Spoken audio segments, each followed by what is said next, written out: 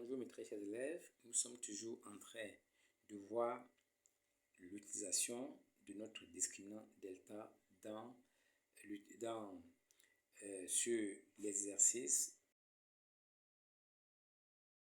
Aujourd'hui, nous allons voir le deuxième cas lorsque delta est égal à 0. Eh bien, quand delta est égal à 0, le trinom admet clairement x0 dont le calcul est moins b sur 2a. En effet, si delta c'est 0, racine de 0 c'est 0. Du coup, dans les deux solutions, la première solution et la deuxième solution va donner exactement la même solution qu'on appelle une racine double. C'est une racine double. On met le mot double pour dire qu'on est au second degré. Pour qu'on ne confonde pas, par exemple, avec un polynôme du premier degré qui a aussi une racine. On a une racine, mais on l'appelle double pour expliquer qu'on reste au second degré. Et la factorisation est donnée par la formule x moins x0 au carré, puisqu'il n'y a pas de x1, il n'y a pas de x2. On prend seulement a facteur de x moins x1, le tout au carré. C'est assez facile. Le signe aussi est de x0. Le polynôme aura toujours un même signe. Avant x0 et après x0, ça sera le même signe. Le signe ne va pas changer. Et ça explique bien qu'on est au second degré. Parce que pour le signe du binôme, on l'a vu, on avait un signe avant la racine, un autre après. Ici, on a le même signe avant et après. Si A est positif, nous avons plus, plus. Si A est négatif, nous avons moins, moins. Voyons cela à travers un exemple. On donne le polynôme p de x égale moins 4x carré plus 12x moins 9. Et on demande de trouver les racines de p de x, puis de le factoriser, de donner son signe, de l'équation et une équation liée à ce polynôme. Comme on est déjà habitué à le faire, nous allons commencer par calculer delta en précisant chaque fois A, B et C. Vous êtes déjà habitué à cela. Donc notre calcul de delta nous donne 0. On est bien dans ce deuxième cas où delta est nul.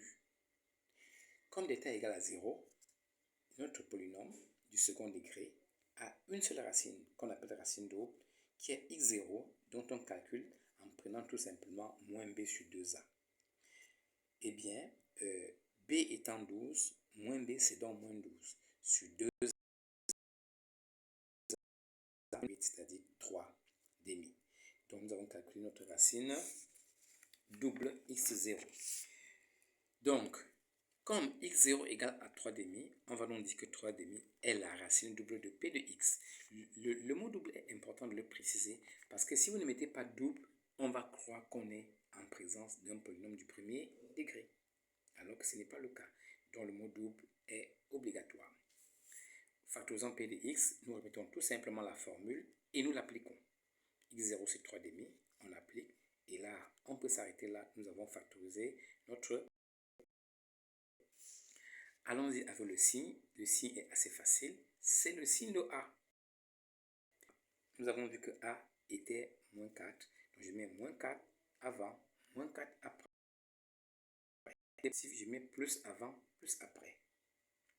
Et il nous suffit de regarder ce tableau de signes pour déduire nos solutions assez aisément. Pour la solution P égale à 0, c'est cette racine qui est donc S égale à 3 demi. Donc j'ai expliqué comment on procède. C'est ce que nous faisons ici. Si nous mettons inférieur ou égal à 0, ça veut dire que la borne est comprise dans notre intervalle. Et comme nous avons moins ici et moins là, en fait, notre solution, c'est l'ensemble R tout entier. Et si c'est strictement, eh bien, 3 demi n'est pas dans la borne. C'est donc tout R sauf 3 demi. Ça, c'est dire tous les éléments de R excepté 3 demi. Donc, on peut prendre n'importe quel nombre. Ça sera la solution en dehors de 3 demi parce que 3 demi l'annule. Évidemment, on ne peut pas être moins, moins et être en même temps plus. Donc, si on demande quels sont les intervalles positifs, il n'y a aucun intervalle positif. Eh bien, comme on a dit strictement, donc, la valeur qui l'annule n'est pas dans la solution. Ça, c'est vite, on a expliqué. Passons pour finir au troisième cas, lorsque delta est négatif. Quand delta est négatif, on est content, bon, parce qu'il n'y a pas grand chose à faire. Quand delta est négatif, le trinôme n'a pas de racines. Donc, on ne va pas calculer. Il n'y a pas de racines, donc on ne peut pas calculer. Le polynôme ne se factorise pas. Donc, on ne va pas factoriser. Et finalement, il n'y a que quoi? Il n'y a que son signe. Mais son signe aussi est très facile parce que son signe, c'est le même signe que A. Sans interruption. C'est-à-dire que si votre A est négatif, tout votre polynôme est négatif. Si A est positif, tout votre polynôme est positif. Ça, c'est facile, non?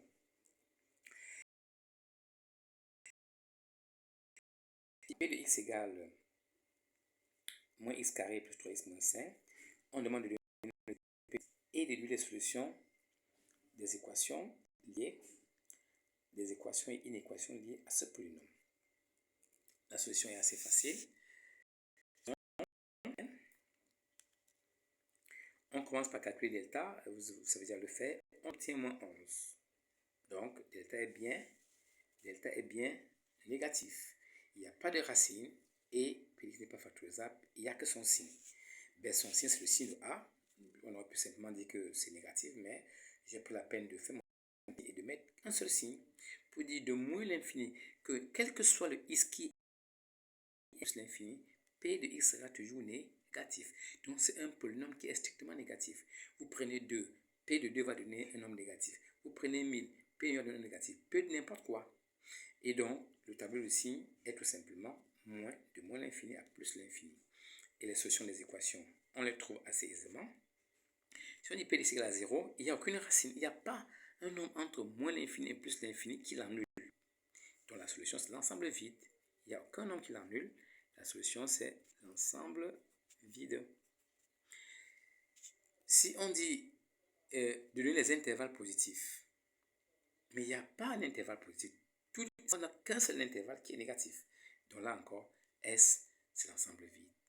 Et si par contre on dit de donner l'intervalle négatif, et bien justement on n'en a qu'un seul, c'est de moins l'infini à plus l'infini. C'est ce qu'on voit.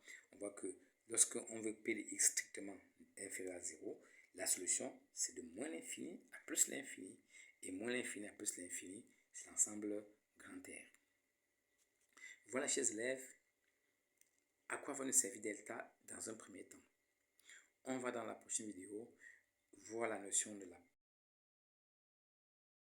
part en ce qui concerne les polynômes du second degré et on verra encore que delta va nous servir. Merci pour votre attention et à la prochaine.